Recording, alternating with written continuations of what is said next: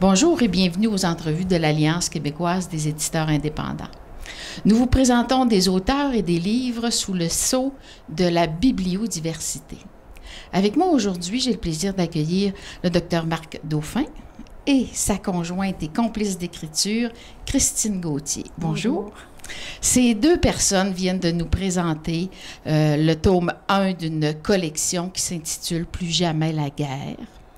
Une collection sûrement qui va passionner de nombreux lecteurs et de nombreuses lectrices. Et j'aimerais bien vous donner l'occasion aujourd'hui de mieux les connaître et de découvrir les qualités particulières de cette grande saga qui commence. D'abord, Marc, c'est impossible de commencer une entrevue sans vous demander votre parcours qui est assez exceptionnel, mais je vous demande de le résumer, c'est presque impossible, mais en quelques minutes. Je fais ça vite. Tout a commencé pendant mes études. J'avais besoin d'argent. Alors, je me suis enrôlé dans les Forces armées. Ils avaient un programme qui payait les études et nous payait un petit salaire en même temps. Et j'ai fait ce programme-là. Pendant mes études, on m'a envoyé servir en Allemagne. Et là-bas, je ne comprenais rien de la langue. Alors, ça m'a fâché et je me suis mis à apprendre l'allemand. Par la suite, lorsque j'ai gradué, Christine et moi sommes allés en Allemagne servir pendant 3 ans. Et vu que j'avais déjà les rudiments de la langue, ils m'ont envoyé servir avec une unité de l'armée allemande, comme officier d'état-major. Rendu là-bas, il y avait 2 vieux officiers, vieux comme je suis aujourd'hui, qui avaient fait la Deuxième Guerre et qui se racontaient des histoires de la Deuxième Guerre. Et malheureusement, ça ne cadrait pas exactement avec les livres d'histoire. Lorsque le rideau de fer est tombé en 1989, on s'est aperçu, à l'aide des renseignements qui avaient été gardés secrets par les Soviétiques, derrière le mur, le rideau de fer, on s'est aperçu que ces gars-là avaient dit la vérité tout ce temps-là et que personne ne les avait crus. Alors, ça m'a fâché un peu et je me suis dit, il me semble que quelqu'un pourrait raconter leur histoire. Alors, c'est comme ça que nous avons commencé à raconter cette histoire-là. Et votre complice d'écriture, vous nous la présentez? Bonjour. Bonjour, Christine. Bonjour. Comment s'est fait l'arrimage avec un tel personnage? Oui, effectivement, j'ai rencontré Marc alors que moi, j'étais infirmière à l'hôpital de Chicoutimi. Marc était presque médecin, mais militaire, ce que je ne savais pas. Ça fait qu'on s'est retrouvés quand l'amour est né. On est parti pour l'Allemagne où on a eu un premier fils et on est revenu à la maison dans les années 80. Marc a toujours eu ce projet-là d'écrire une saga, de raconter vraiment l'histoire, celle qu'on ne voit pas dans les livres, celle qui est comme un petit peu poussiéreuse que les médias nous ont toujours racontée. J'ai fait un bac à l'Université Bishop en études allemandes et mon talent a été découvert là. Donc, Marc et moi, en fait, Marc m'a demandé si on pouvait faire ce projet-là de façon commune. Et c'est comme ça qu'on en est arrivé aujourd'hui avec notre premier livre, Plus jamais la guerre. Mais c'est un parcours exceptionnel parce qu'en même temps, vous avez su allier vos 2 champs de compétences. Exactement. Vos 2 visions des événements pour nous présenter vraiment un récit qui est bouleversant et qui est unique, à mon avis. En fait, j'aimerais que vous nous situiez ce point de vue historique. D'abord, qui sont les gens que vous nous présentez? Cette famille que vous nous faites découvrir sous le regard, du point de vue des Allemands, comment est née cette idée de créer cette famille? Bien, jamais personne n'avait raconté l'histoire du point de vue des Allemands, pas plus eux-mêmes que les autres. Alors, nous autres, on a décidé de foncer. Alors, on était peut-être un peu naïfs en sous-estimant la quantité d'ouvrages que ça a demandé. Et on a décidé de raconter ça basé sur une famille. Je pense que la famille, c'est le noyau de toute la société. Et pour expliquer que les Allemands avaient des familles comme tout le monde. Et c'était la famille Kempf. La famille Kempf. Kempf, qui est un petit jeu de mots, c'est un peu le participe passé de combattre, alors combattu. Alors, on leur a inventé 3 fils. Et puis, l'histoire a découlé comme ça. Alors, on en raconte l'enfance, puis l'adolescence. Et on ne fait pas juste le raconter, on vous le fait vivre. On vous met dans la peau de ces gens-là pour que vous vous demandiez... Qu'est-ce que vous auriez fait, vous? C'est facile toujours de dire « Ah, les Allemands, etc. » Ils sont tombés sous la gouverne d'un petit moustachu. Mais qu'est-ce que vous auriez fait, vous, à leur place? Et c'est un point de vue qui est très touchant. Parce que dans toute la littérature historique qu'on peut suivre à partir de la fin de la Première Guerre, avec Joseph le père, on va suivre on suit les drames reliés à la Première Guerre. Notre roman commence avec le Joseph qui revient de la guerre, un homme amer, un homme brisé, un homme qui a vécu les tranchées pendant 4 ans et qui rentre chez lui pensant que le conflit était vraiment terminé. Mais les conditions de la signature d'après-guerre ont tellement été difficiles qu'il a retrouvé sa femme et ses enfants dans la misère.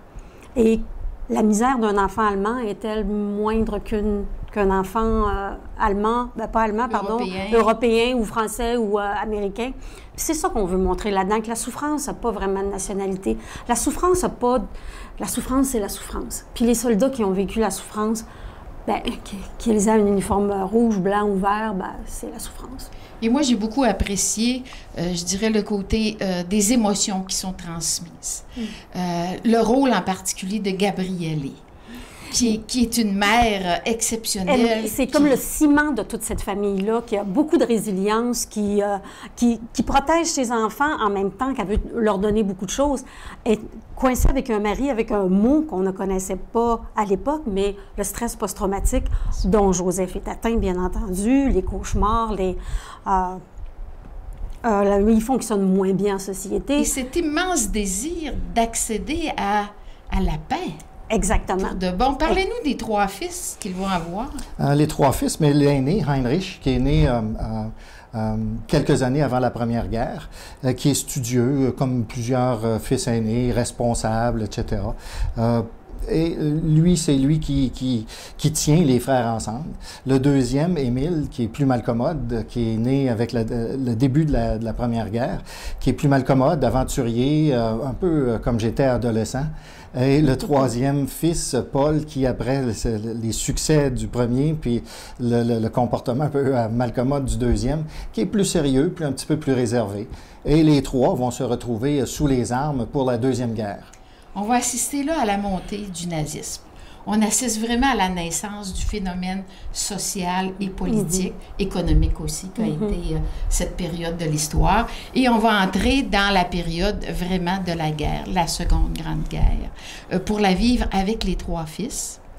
Mais on a aussi tout l'aspect de leur vie personnelle, de leur réseau d'amitié autour et de cette chasse aux Juifs dont insidieusement, ils ont été d'abord témoins, puis ensuite plus ou moins complices selon les circonstances.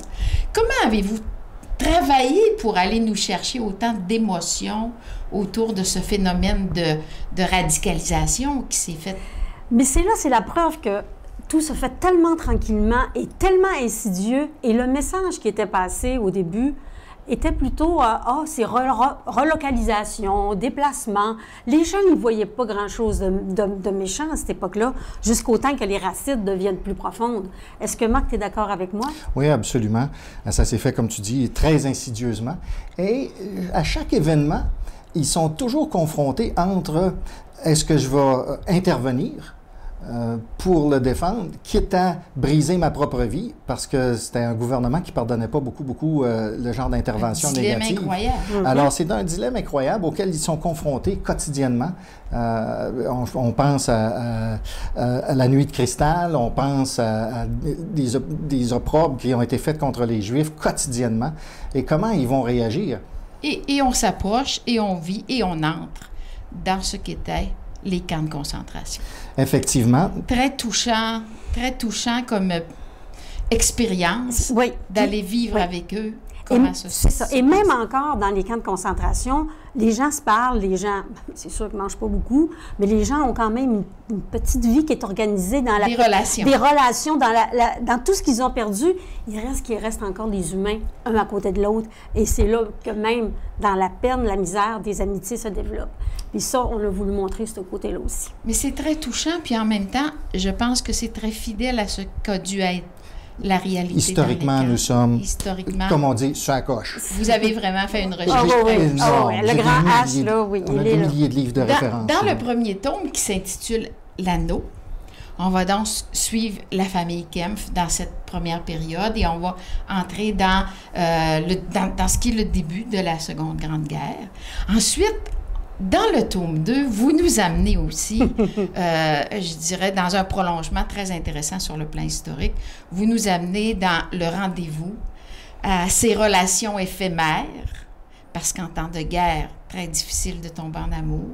Cet échange culturel entre les différentes nations qui étaient en contact et surtout la carrière de l'un des deux fils. Parlez-moi un petit peu de comment ça se passe dans le rendez-vous. Bien, on voulait que ce soit très fidèle historiquement.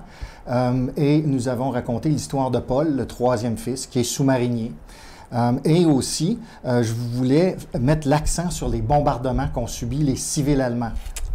Oui, vraiment très, très touchant. Oui, et là, on entre vraiment dans, je dirais, les U-boats. La vie à bord d'un sous-marin. Les combats oui. Sur terre, sous la mer. Absolument. Et dans les airs sont vraiment au cœur. Et le troisième tome, lui sera celui de la lettre, nous amènera tranquillement vers une autre tranche de vie avec l'épouse de Heinrich et Heinrich lui-même. Emma se trouve seule à Dresden avec ses enfants, alors que Heinrich est au front russe. Et on sait que cette belle saga va nous amener jusqu'à 7 tomes. Alors, les gens qui aiment lire les grandes collections, les collections dans lesquelles on a une trame historique profonde, mais dans lesquelles on a aussi les émotions qui étaient propres aux personnages qui ont vécu les événements, qui nous font s'identifier, bien sûr, à cette famille particulièrement attachante. Mais je dirais, avant de conclure cette collection, j'aimerais qu'on donne un message je dirais, pour un peu recadrer toute cette saga. Est-ce que parler de la guerre dans une collection de 7 tomes, c'est quelque chose de noir, de difficile, ou est-ce une façon de s'approcher de l'histoire? C'est une façon de s'approcher de l'histoire. Pour moi, c'est comme celle-là. Mais à travers la difficulté, à travers l'abandon, comme je disais, la peine, il y a toujours des gens qui s'aiment, puis il y a toujours des gens qui se rapprochent ou des gens qui ont des attentes de retour. Et l'amour finit toujours par gagner. La paix est précieuse et ces livres-là vont nous démontrer que oui, la paix devrait être précieuse. Et même pour toi, Marc, c'est une façon de... Déhollywoodiser un peu les Allemands. Okay. Mais aussi de promouvoir la paix. Ah oui, de promouvoir la paix, parce que moi, je suis un militaire. Je suis allé à la guerre en Afghanistan. J'ai vu ce que c'était. Et je veux absolument promouvoir la paix. Je pense que la guerre, c'est une boîte de Pandore. Quand on l'ouvre, on relâche des génies et on n'a plus le contrôle sur les génies. Et après ça, il se passe des horreurs. Ah, on n'aurait pas dû... Bien, avant de déclarer la guerre, pensez-y donc.